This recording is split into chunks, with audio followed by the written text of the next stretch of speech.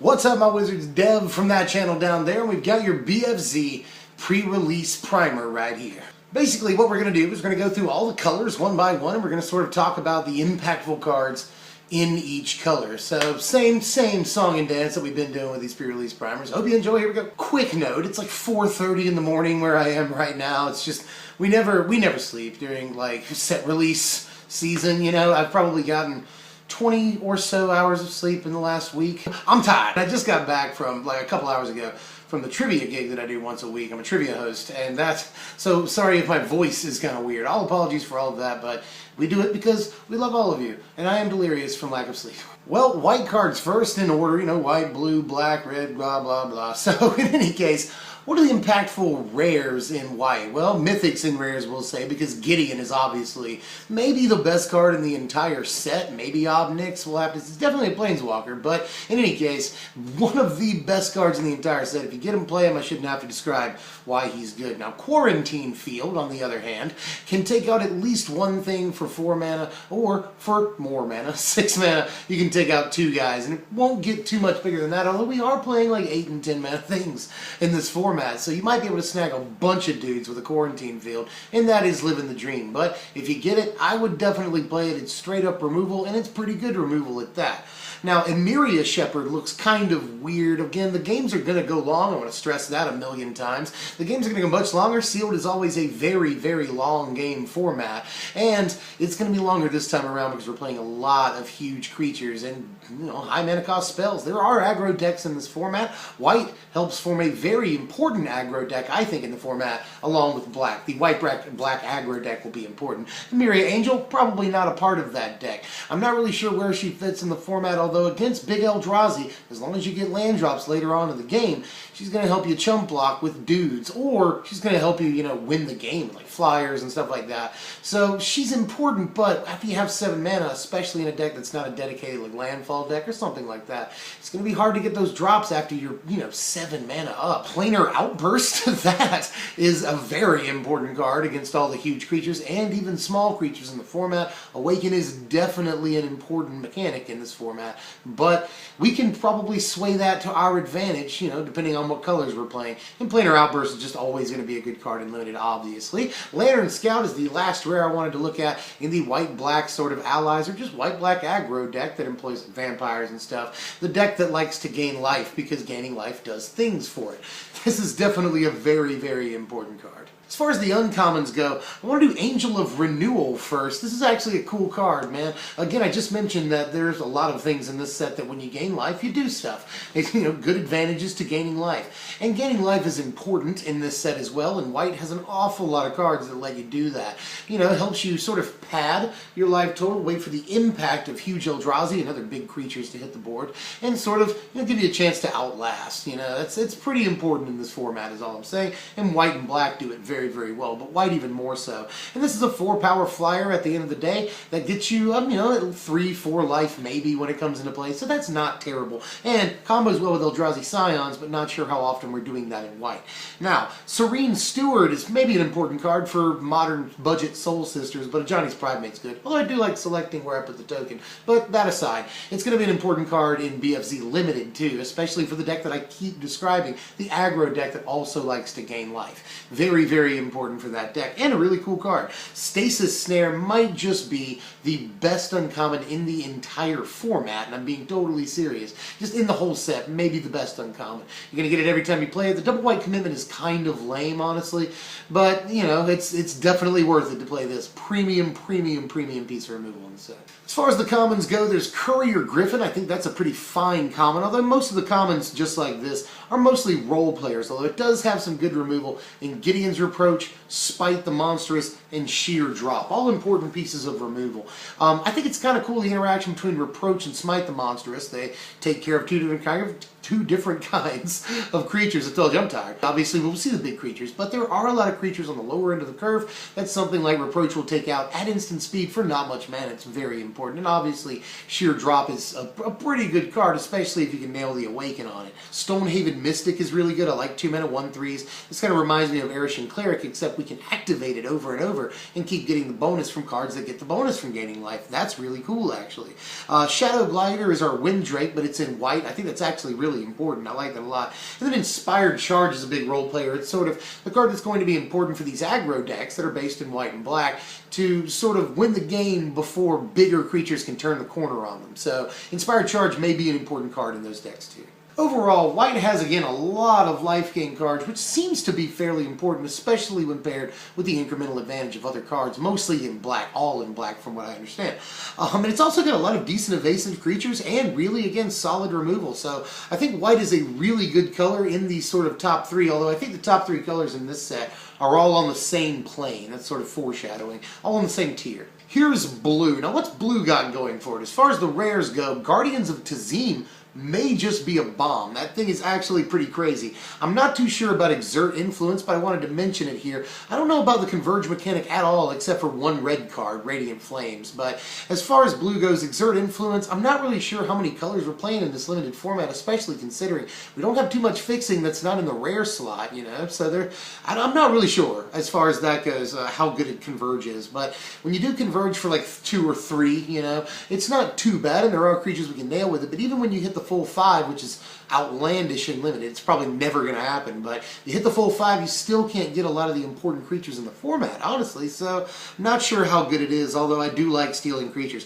Now, Drowner of Hope is insane, I think, in limited. I'm actually looking for this at this card in Constructed a little bit right now, but I think it's probably not quite there, even though it can come out on the 4th turn with Scion tokens, and that's really, really good. So, not really sure in Standard, but in Limited, this card looks like a crazy bomb that gives you a lot of options and has a huge bodies. I really like Drowner of Hope. And finally, of course, I gotta mention the counterspell, Scatter to the Winds. It could be a sort of almost 2-for-1 late in the game, and it's really good to get a creature off of a counterspell. Deny them a thing, you get the thing. That's really good. As far as the uncommons go, Halimar Tidecaller is actually insane. A lot of very interesting cards with Awaken in the set. A couple of key removal pieces in Ruinous Path, Sheer Drop, you know, and even other cards that are sort of pseudo-removal that have Awaken. That's important, and even a lot of other cards that have Awaken. Hell, it's a good card, I would say, Halimar Tidecaller. And again, I'm also looking at Tidecaller for constructed play because, you know, Ruinous Path and Scatter to the Winds are both very important cards in BFZ Standard. I think we all think. So it's almost a Snapcaster Mage type effect. I know it's not, but it's interesting to say the least. I want to try it out. Wind Rider Patrol is another one that I think is going to be important. You know, just a good body, and when you hit, you get to scry 2. That's really, really awesome. Adverse Conditions is an interesting role player against the aggro decks in the format. This not only gets you a creature to chump block with, but freezes 2 other creatures for a turn. That's actually insane. Tap them down for an attack step, and they don't get to, you know, attack for 2 whole turns, essentially. So that's actually looks like a really good card to me. Or you could choose to not chump block with that Scion and use it to, you know, sacrifice and play a big creature of your own. So the card's got a lot of play to it, and I actually really like Adverse Conditions more than it looks like you should at first glance. But there's a lot of cards like that in this set. Tide Drifter I like as a really good early game speed bump against those same aggro decks. That's good. And blue has a lot of tools for that. For the draft deck, I also like Ruination Guide. I don't know how much this will work in sealed, although I could see it. But sort of for the, you know, Eldrazi colorless creature draft deck, this could be a really, really good card, and it might be better in sealed than I'm giving it credit for.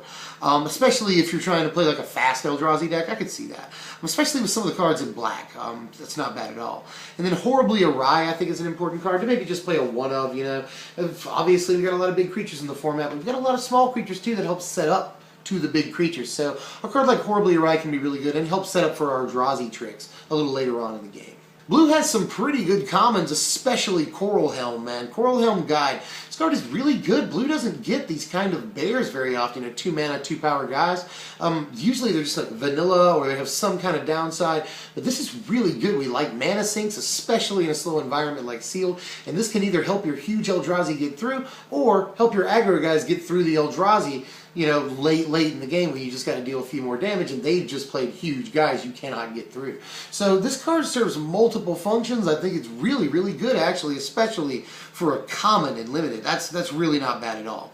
Eldrazi Skyspawn looks insane as well for the same reason. We like Windrakes. This is way better than a Windrake. You get an extra guy off of it. That's crazy. This is a very good card. Premier common in the set. Salvage Drone doesn't look bad for a 1-drop, although I don't usually advocate for 1-drops in sealed. This gives us a lot of card selection, and Ingest is good. 1-drops with Ingest are nice. They help us set up for later game Eldrazi tricks. That's good. Mist Intruder is good for the same reason. I actually think Mist Intruder is very, very important. A great role player for that deck.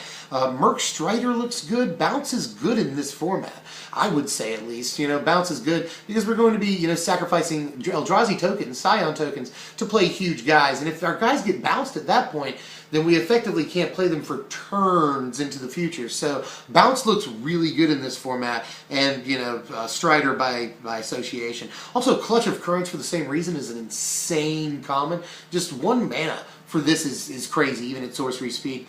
And the same thing is true of, what is it, Rush of Ice. I'm actually really excited about both of these cards for a sort of budget standard blue tempo deck. I think that could be really good, and they're both very good and limited, especially if you can nail the Awaken. And then finally, Wave Wing Elemental, a very important common, I think. You can just get 1 trigger off it, it's pretty big, you know, so that could be a pretty important role player, or even just not even role player, just, you know, linchpin creature for sort of any deck with blue in it. And it's really good.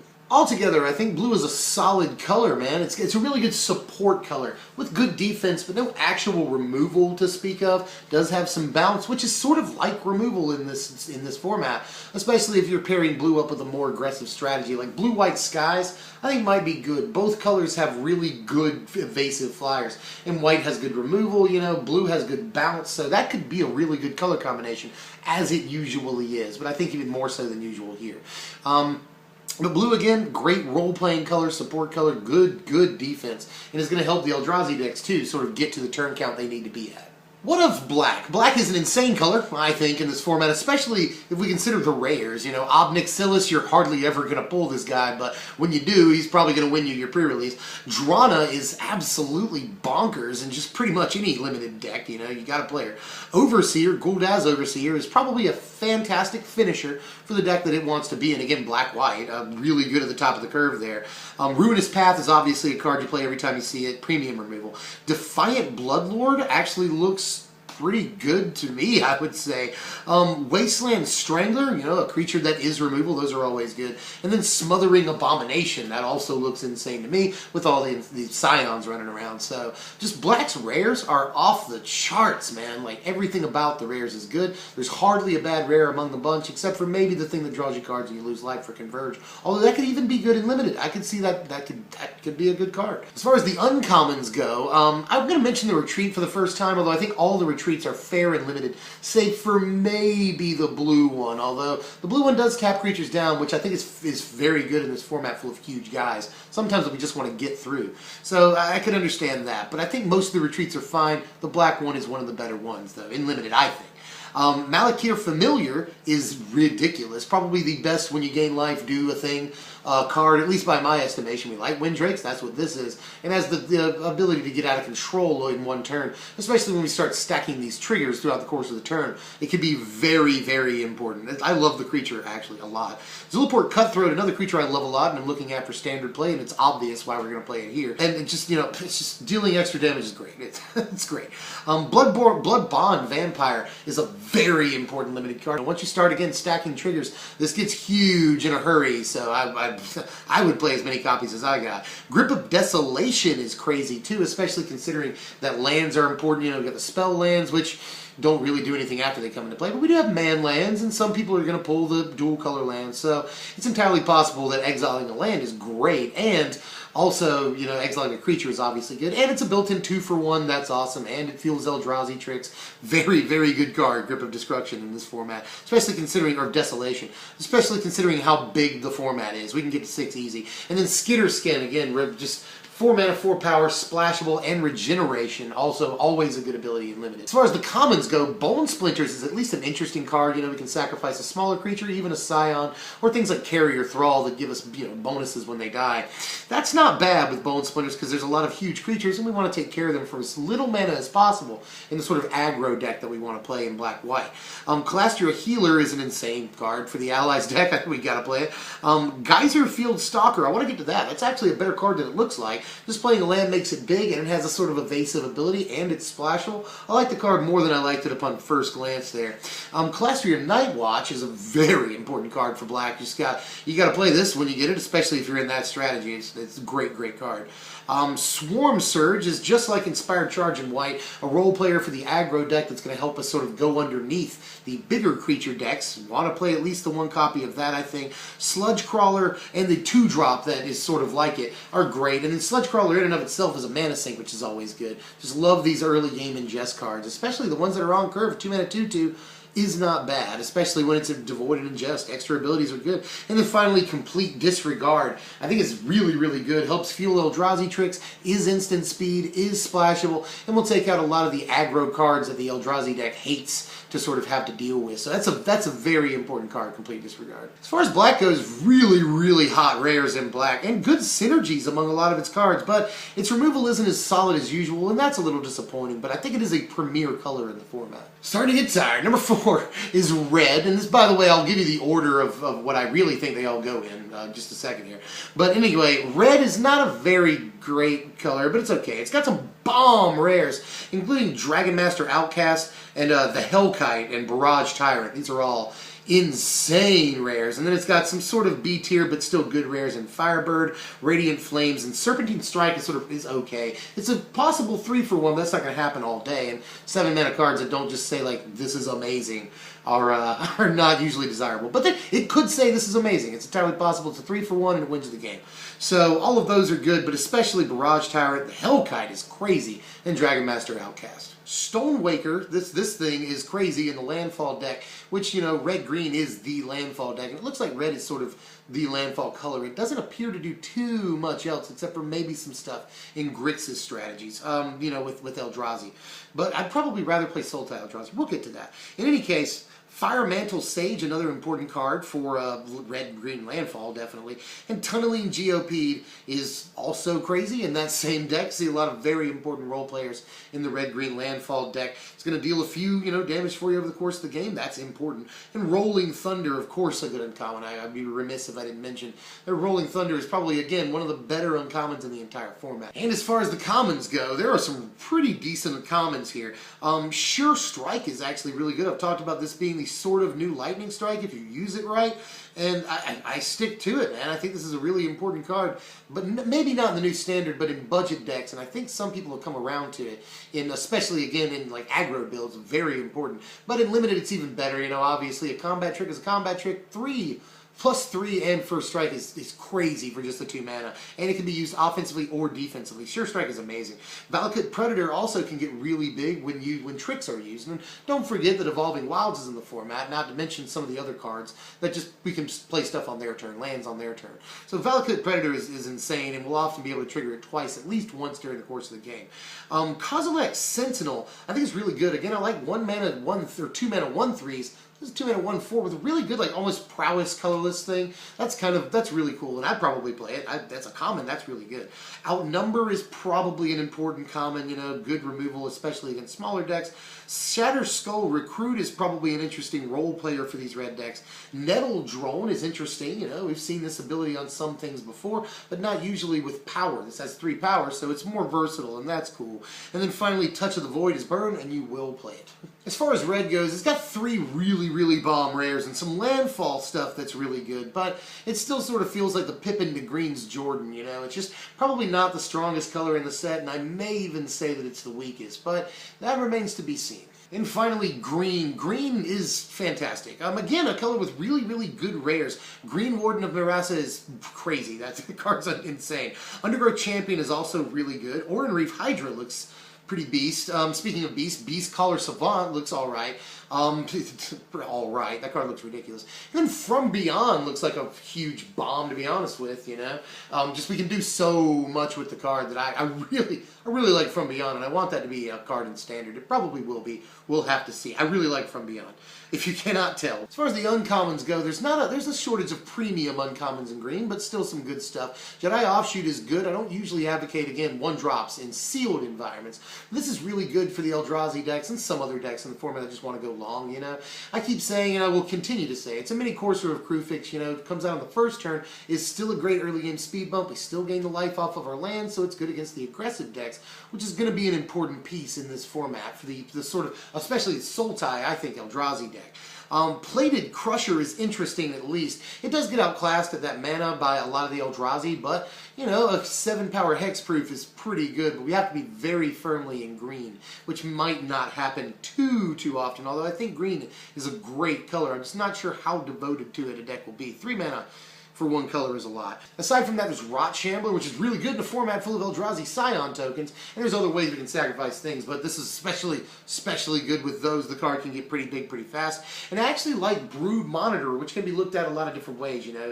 It can be a 3 mana card, sort of a 3 mana 3/3 because we get 3 mana out of it. It can be, you know, a 6 mana 6/6, we get 6 power out of it. A lot of cool things, and it also fuels, you know, if we can pay 6 for this without having to sacrifice Eldrazi Scions, ideally, then that means that next turn we'll have 9 mana available to us, which is really good and boosts us a lot. I actually like Brood Monitor more than I liked it at first glance. I think it's a good card. As far as the commons, we pick back up on some good stuff. Lifespring Druid is really good for decks that want to play at least 3 colors, if not more, but I don't think we'll be doing too much of that in this limited, depending on our mana base, which I don't think is strong enough to pull off 4 colors consistently. But in 3-color decks, and even in 2-color decks, Lifespring Druid is really good, especially in the common slot. That's an important card. Natural Connection is really good for the landfall decks, obviously, that want to play tricks on their opponent's turn, or just ramp on their turn and, you know, activate landfall. Swell of Growth for all the same reasons, especially in the decks that are really aggressive landfall decks. But Tajuru Beastmaster is easy to overlook at first, but a 6 mana splashable 5/5 with an Anthem effect is actually pretty insane and limited. And then Territorial Baloth is always good, you know, it's good and limited. Just always has been, will continue to be very solid card against splashable. Snapping Gnarlid, a role player again in the landfall deck, and the Scythe Leopard, I could say the same thing. Blister Pod, very good for a couple of different decks, but mostly again the decks that want to survive until the later turns. Call of the Scions is a better card than it looks like at first glance, and I'm actually thinking about this card for Constructed, but that's an argument for another time. And then finally, Unnatural Aggression is our only real piece of removal that's not sideboard tech, aka a plummet, you know. But Unnatural Aggression is really good in that it exiles the creature and is instant speed. That's a fine card right there. Just like black, the rares are good, and, you know, the commons are good, although I think black has a better spread of cards overall, you know.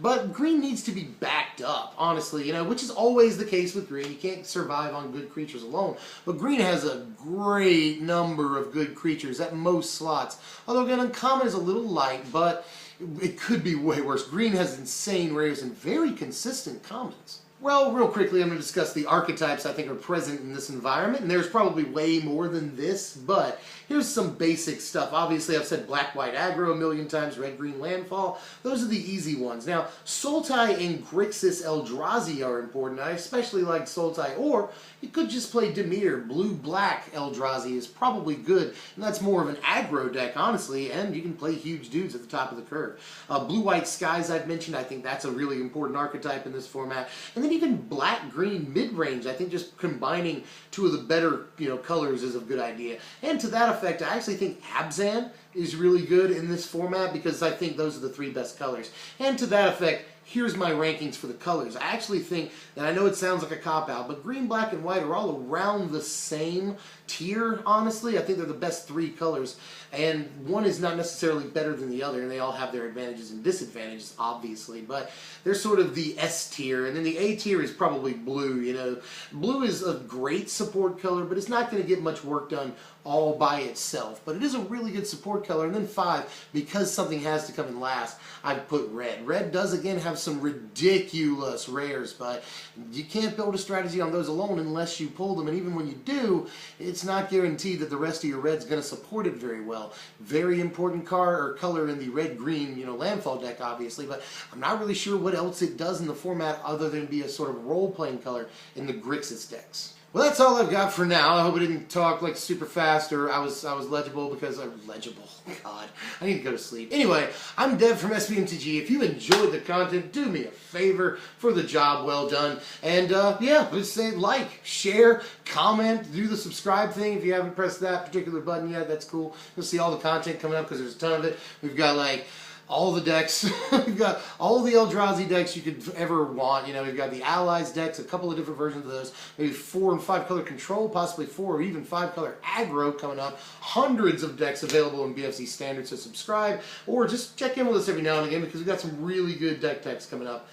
At least I think. So in any case, I think I'm probably going to pass out like as soon as I hit stop on the record button. And I'll see you guys later. Thanks for watching, my wizards.